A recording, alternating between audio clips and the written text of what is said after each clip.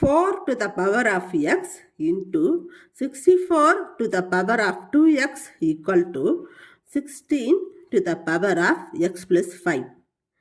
x ஓட value என்ன? இதுதான் இந்த வீடியோவில் பார்க்க போகிறோம்.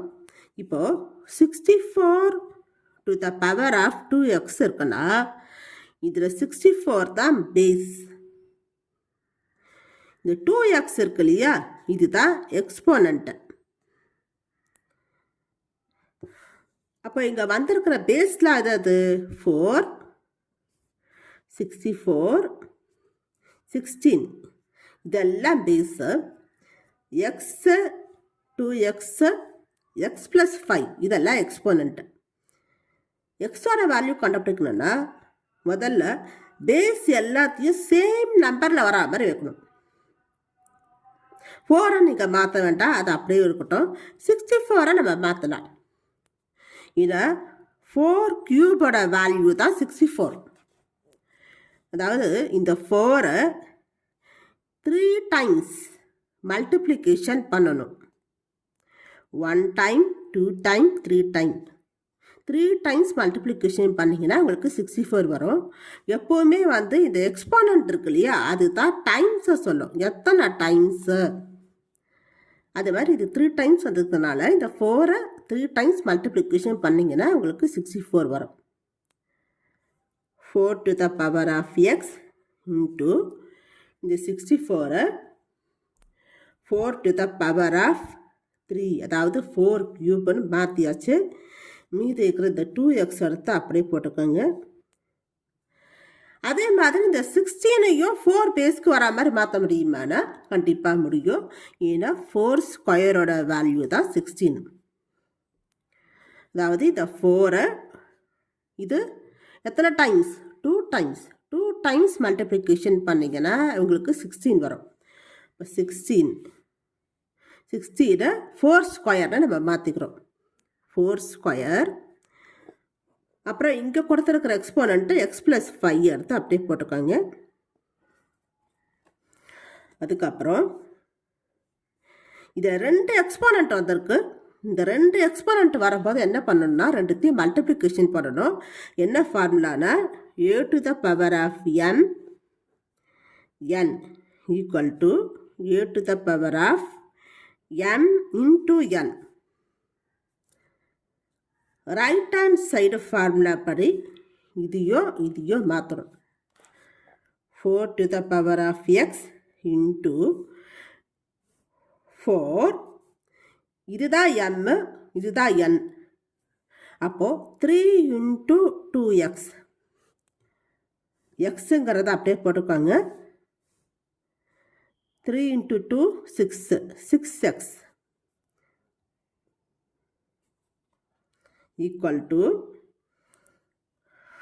4 2 into x plus 5 2 into x plus 5 மேலே x plus 5ங்கிறது ப்ராக்கெட் போடணும். 2 into x plus 5 2 into x 2x plus 2 into 5 10. அப்போ 2x plus 10. 4 to the power of 2x plus 10 bracket போடுங்க. இப்போ பார்த்தீங்கன்னா எல்லாமே சேம் பேஸ்க்கு வர மாதிரி வந்துருச்சு.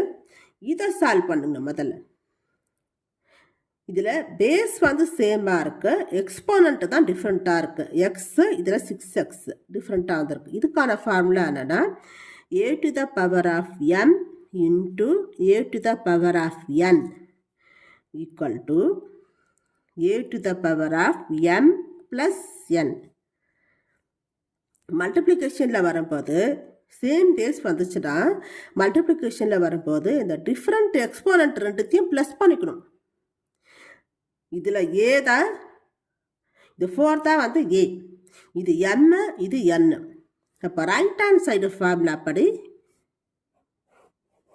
இதை நம்ம மாற்றணும். a to the power of m plus n மாற்றணும்.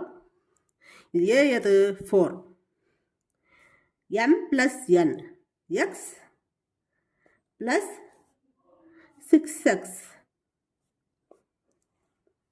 equal to 4 to the power of 2x plus 10.